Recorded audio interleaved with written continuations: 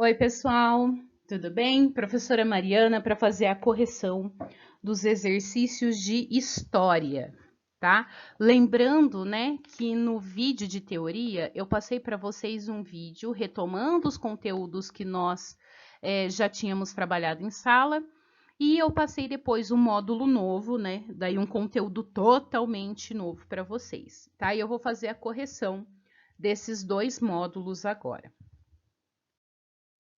Pessoal, antes de fazer a correção em si, eu quero só falar para vocês aqui como que vai funcionar, né? Passar algumas orientações. Gente, a correção, ela vai ser feita do mesmo jeito que a correção era feita lá em sala de aula, tá bom? Então, eu vou dar a resposta correta aqui para vocês. Vocês vão fazer a alteração dos testes na apostila e as questões dissertativas, eu quero que vocês não apaguem, tá? Não apaga a resposta de vocês e coloca a minha. Tá? Deixa a resposta de vocês a lápis e depois coloca a minha resposta a caneta embaixo, para vocês conseguirem comparar, tá? As respostas, né? As atividades.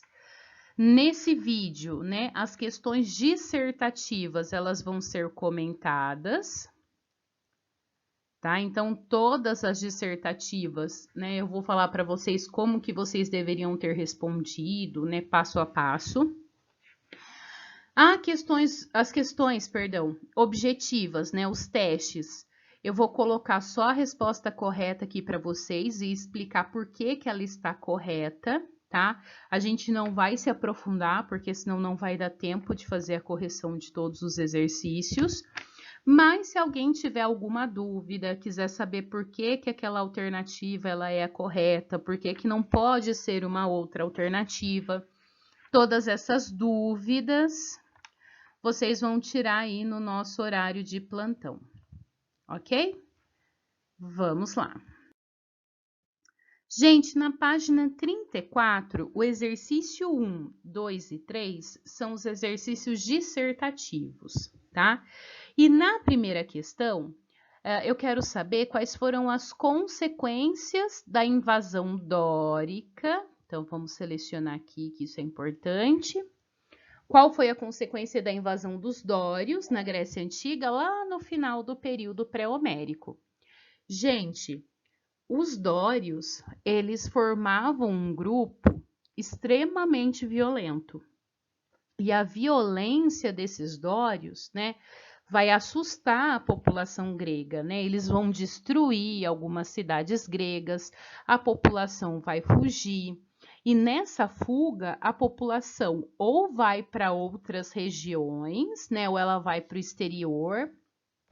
Aqui, eles vão fugir para a Ásia Menor, né? Nessa primeira diáspora. Ou então, eles vão para o interior e vão formar aquelas unidadezinhas que nós chamamos de gueno, ok?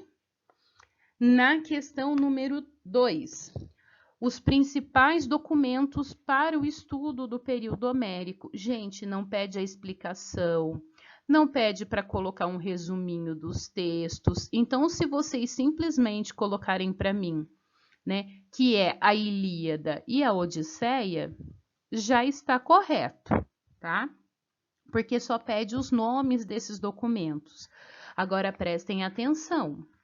Se ao invés de pedir, né, o nome do documento, pedir para explicar um pouco, ou então pedir para colocar o nome de alguns personagens, aí vocês teriam que colocar, tá? Falar do Ulisses, do cavalo de Troia, da tentativa, né, deles voltarem para Ítaca, no caso da Odisseia, ok? Então tem que tomar cuidado. Na questão número 3, né, dissertar sobre a formação dos guenos na Grécia Antiga. Gente, é como se fosse uma continuação da questão número 1, tá? Na questão número 1, pede as consequências da invasão dos dórios. E a consequência, aliás, uma das consequências da invasão dos dórios é a formação dos guenos, tá? E aí esses guenos, né, que são pequenas comunidades, eu usei a palavra clã para vocês, tá? Então, houve a formação desse clã porque a população estava fugindo da violência dos dórios. Pessoal, a questão número 4, né? A economia da Grécia no período homérico tinha como um dos seus traços marcantes. Então, eu quero a alternativa correta, e a alternativa correta é a letra D, porque apresenta uma característica doméstica, concentrando-se quase exclusivamente no pastoreio e na agricultura. Gente, período homérico é a formação do gueno, né? Eles foram para o interior. Ali eles vão plantar alimento e criar gado para consumo interno, tá? Por isso que eles colocam aqui a característica doméstica da alternativa D, ok?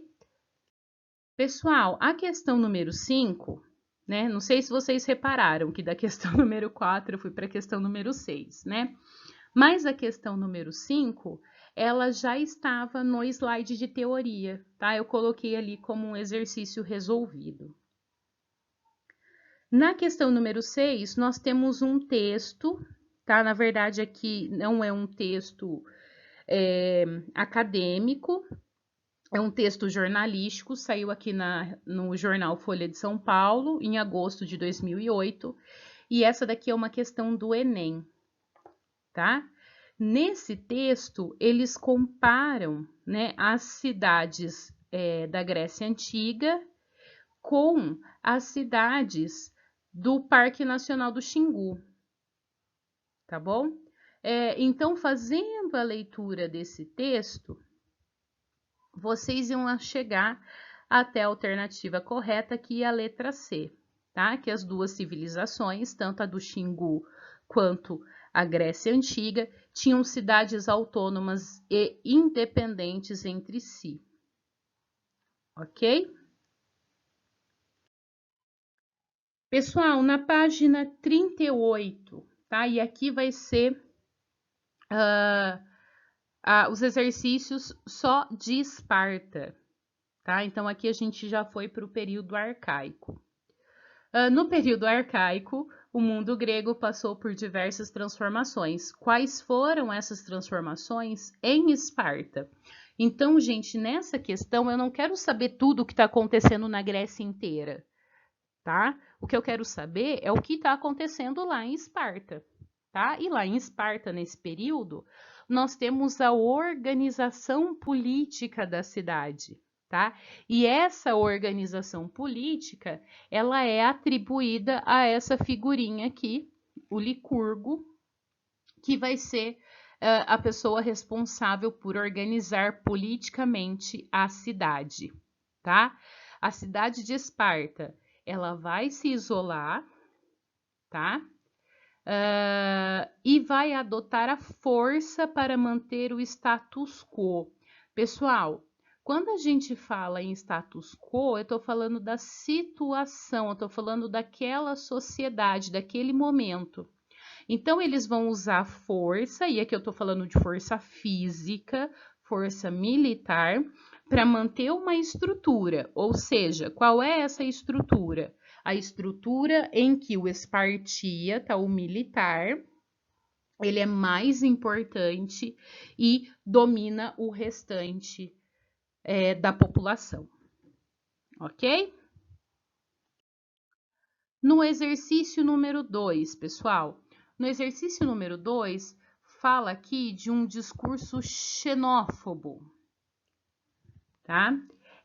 E a xenofobia, gente, dentro da história, ela não é novidade, tá? Alguns anos atrás, há uns 3 anos atrás, mais ou menos, né, começou um discurso xenófobo bem forte na Europa,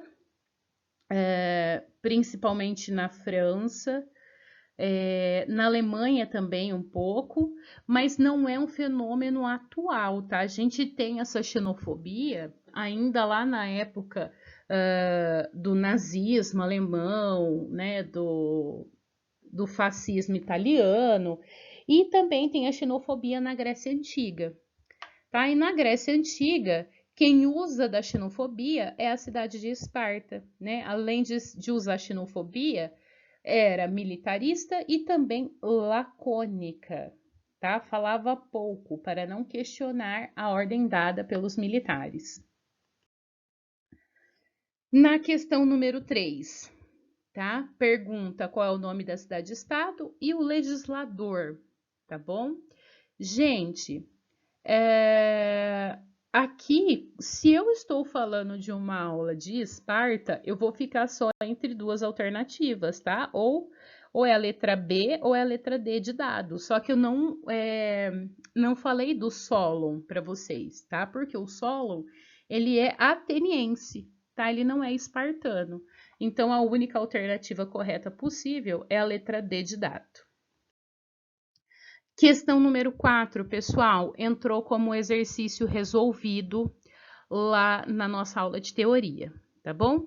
No exercício número 5, eu tenho um trechinho de um texto do Platão, né, que fala sobre a organização política da polis de Esparta, e a gente tem que assinalar as alternativas corretas, né, as frases corretas. E aqui as duas frases corretas são as frases 2 e 3. Na frase 1, pessoal, ela tá errada porque fala que lá em Esparta existia uma diarquia, ou seja, existiam 2 reis, para evitar uma autocracia. Gente, autocracia é a mesma coisa que absolutismo.